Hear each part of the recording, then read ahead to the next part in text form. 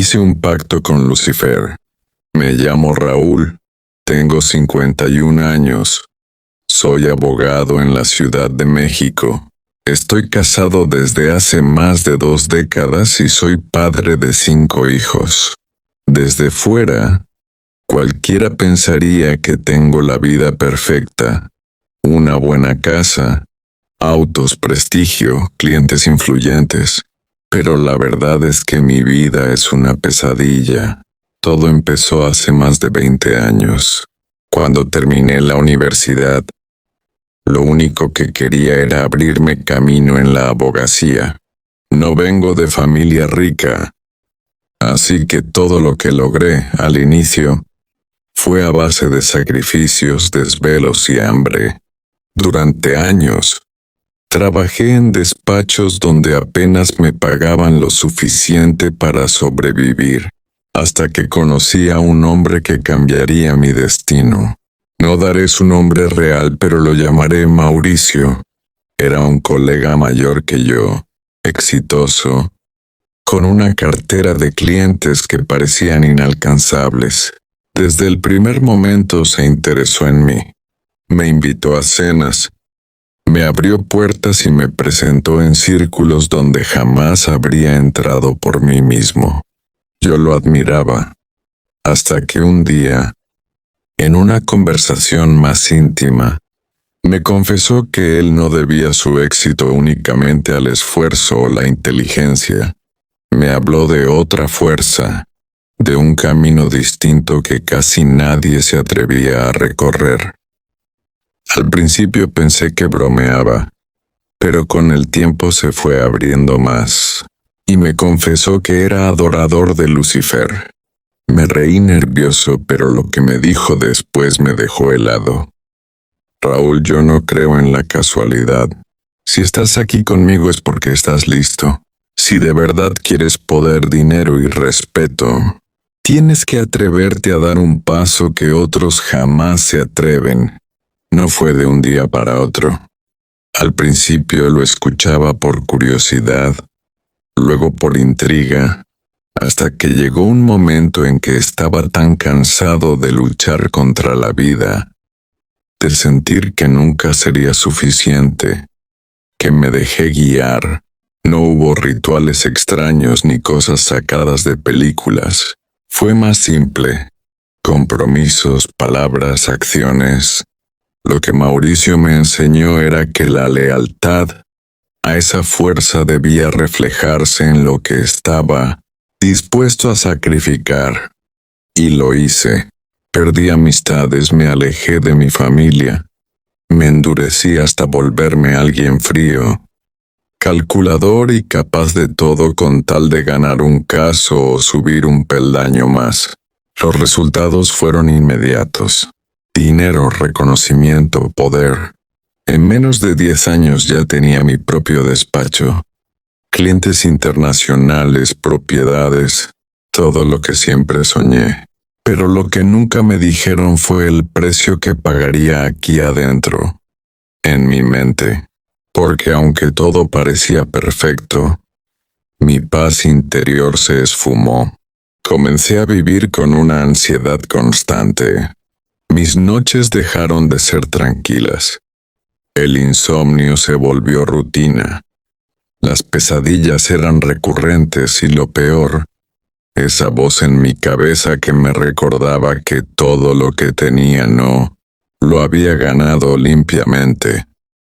Ahora tengo 51 años, una familia hermosa que me quiere, pero que no sabe nada de lo que arrastro. Hay días en que ni siquiera puedo mirarme al espejo, porque siento que ya no soy el mismo hombre que un día soñó con ser abogado para hacer justicia. A veces pienso que me estoy volviendo loco. No hay día en que no me pregunte si todo esto valió la pena. Y aunque me da vergüenza admitirlo, lo digo con todas sus letras. Hice un pacto con Lucifer y ahora me arrepiento. Cuando acepté entrar en ese camino, pensé que sería como un club exclusivo de personas influyentes. Al principio me impresionaba cómo todo parecía fluir. Los clientes llegaban solos. Las oportunidades aparecían de la nada. Y cada vez que necesitaba un favor, siempre había alguien dispuesto a ayudarme. Pero no tardé en darme cuenta de que nada era gratis. Mauricio solía repetir: la fuerza que nos respalda te da lo que pides, pero exige que tú también cumplas. Cumplir en este contexto significaba traicionar mis propios valores. Al inicio fueron cosas pequeñas: aceptar casos turbios, defender a personas de las que sabía que eran culpables, manipular documentos, callar cuando debía denunciar. Todo eso me lo justifiqué diciéndome que era parte del trabajo, que todos los abogados lo hacían. Pero luego vinieron decisiones más oscuras. Hubo clientes que claramente estaban ligados a negocios ilícitos, lavado de dinero, corrupción, incluso gente cercana al narcotráfico. Y yo acepté, porque cada caso ganado me dejaba sumas que jamás hubiera imaginado. Recuerdo un momento en particular. Una vez, un empresario me buscó porque lo estaban investigando por desviar millones del erario. Yo sabía que era culpable, pero mi trabajo consistía en limpiar su nombre. Gané el caso con estrategias sucias. Y cuando salimos del juzgado, ese hombre me abrazó y me dijo: gracias, Raúl, me salvaste la vida. Esa noche, al contar el dinero que me había pagado, no pude dormir. En mi cabeza resonaba una pregunta: ¿realmente salvé a alguien? ¿O hundí más a un país entero por mis propios intereses? Con los años aprendí a callar esa voz interna. Me concentré en disfrutar los lujos, casas, autos, viajes. Mi esposa nunca preguntaba demasiado. Solo veía los beneficios. Mis hijos crecían en abundancia, y yo me decía que todo lo hacía por ellos. Pero la verdad es que mi mente empezó a fracturarse. En reuniones con otros colegas cercanos a Mauricio, todos hablaban de lo mismo, del compromiso, de la lealtad. No usaban cruces invertidas ni rezaban oraciones extrañas. Su culto era la ambición desmedida. Ellos lo llamaban así. Adorar a Lucifer es vivir para ti mismo, sin remordimientos, sin límites. Yo repetía esa frase como un mantra, pero cada noche, cuando me quedaba solo, me perseguía una sensación de vacío. La ansiedad se volvió mi compañera. Había días en que mi corazón se aceleraba sin motivo, como si estuviera a punto de estallar. Otras veces me despertaba empapado en sudor, sintiendo que alguien me observaba en la oscuridad, aunque sabía que era mi propia mente jugándome malas pasadas. Un día, en una reunión de negocios, mientras todos celebraban un contrato millonario, yo miré a mi alrededor y sentí algo que nunca olvidaré: asco de mí mismo. Vi las caras sonrientes de mis colegas, de hombres que habían vendido su integridad por poder, y me di cuenta de que yo era igual que ellos. Fue ahí cuando empezó mi arrepentimiento, porque sí, logré todo lo que quería, pero descubrí que mi éxito era una jaula dorada. Afuera, el mundo me aplaudía. Adentro, yo me estaba consumiendo poco a poco. Ahora, con 51 años, mi esposa cree que mi carácter se volvió más irritable por el estrés del trabajo. Mis hijos piensan que a veces me distraigo demasiado, que estoy en otro mundo. Pero no saben la verdad. Lo que pasa es que mi conciencia ya no me deja en paz. Cada logro que obtuve, cada riqueza que poseo, Me recuerda que todo tuvo un precio. Y que en algún punto de mi vida Acepté pagar ese precio sin pensar en las consecuencias. Lo peor es que, aunque quiero salir, siento que ya es demasiado tarde. La culpa siempre llega en silencio. No avisa, no pide permiso. A veces aparece en medio de la noche, otras en plena comida familiar. Y lo peor es que ya no puedo ocultar del todo lo que siento. Mi esposa cree que es el estrés del trabajo. Mis hijos piensan que me estoy volviendo un hombre gruñón, que ya no sé reír. La verdad es que me cuesta estar presente. Estoy en la mesa con ellos, pero mi mente está en otro lugar, recordando cada decisión sucia que tomé para llegar hasta aquí.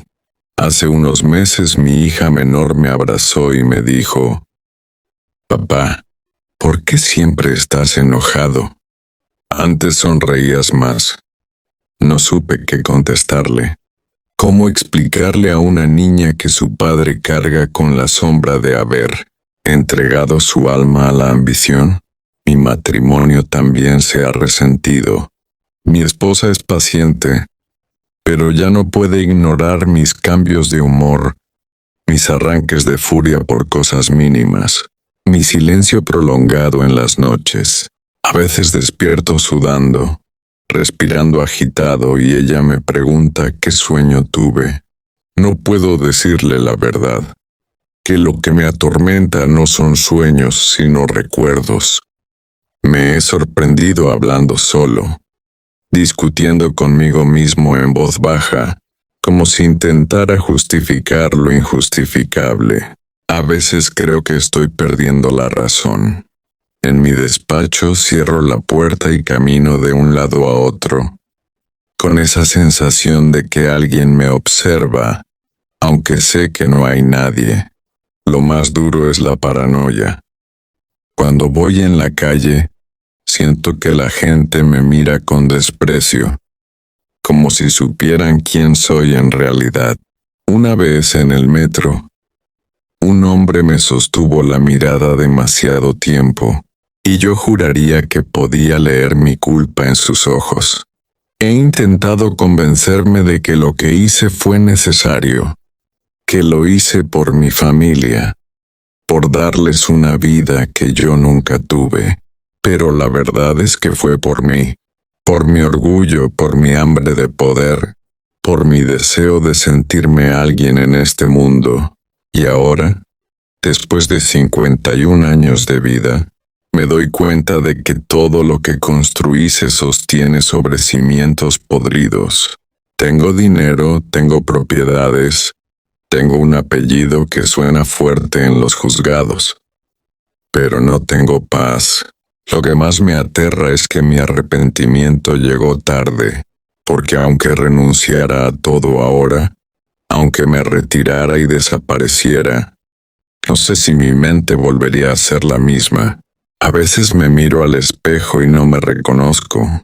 Veo a un hombre cansado con la mirada perdida, como si dentro de mí hubiera alguien más, alguien que me recuerda cada día el precio de mis decisiones. Y lo peor es que sé que esto no ha terminado. Hay días en los que me sorprendo a mí mismo deseando que todo desaparezca, que el despacho quiebre, que los clientes se vayan, que la riqueza se esfume, con tal de sentir aunque sea un instante de paz. Pero al mismo tiempo el miedo me detiene. He construido una vida en la que demasiada gente depende de mí. Mi esposa, mis hijos, mis empleados. Si cayera, los arrastraría conmigo. Esa es la peor de las jaulas. No puedes escapar sin destruir a quienes amas. El arrepentimiento se ha convertido en mi castigo personal. No necesito que nadie me juzgue. Yo mismo lo hago, cada minuto del día. Cuando voy a una cena elegante, rodeado de empresarios y políticos, siento que soy un impostor. Escucho sus risas, sus brindis, sus conversaciones llenas de soberbia, y me invade la náusea.